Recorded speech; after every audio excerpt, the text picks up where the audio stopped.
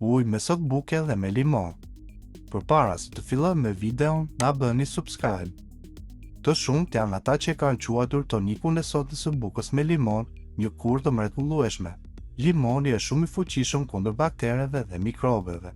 Ai ndihmon në rregullimin e tensionit të gjakut dhe lufton stresin. Soda e bukës ekuilibron nivelet e pH-it që e bën të pamundur progresin e sëmundjeve. Për të përgatitur një lëng të tillë, përzijeni një lugë gjelle me sodë buke, një gotë me ujë dhe lëngun e një limoni. Lëreni lëngun të qëndrojë gjatë natës dhe pijeni në mëngjes përpara se të hani ushqim. Ky tonik do të pastrojë sistemin tretës dhe do të balancojë pH-in. Ju mund të pini një gotë të dytë para se të fini gjumë. Kujdes, soda e bukës përmban shumë sodium, ndaj mos e teproni. Nëse vuani nga sëmundjet e mëlçisë, veshkave, tensioni i gjakut apo edema, atëherë nuk duhet të pini ujë me sodë buke. Mos e pini tonikun nëse jeni shtatzan ose lehon. Fëmijët nën 5 vjeç nuk duhet të pinë ujë me sodë buke. Nëse pini ilaçe, mos pini ujë me sodë buke. Mos pini tonikun nëse jeni me stomak plot. Ky lë ju bën më të etur. Brezat të tërë e kanë përdorur sodën e bukës si një kurrë natyrale për shumë probleme shëndetësore. Njerëzit e përdoren sodën e bukës për të zbutur simptomat e urtit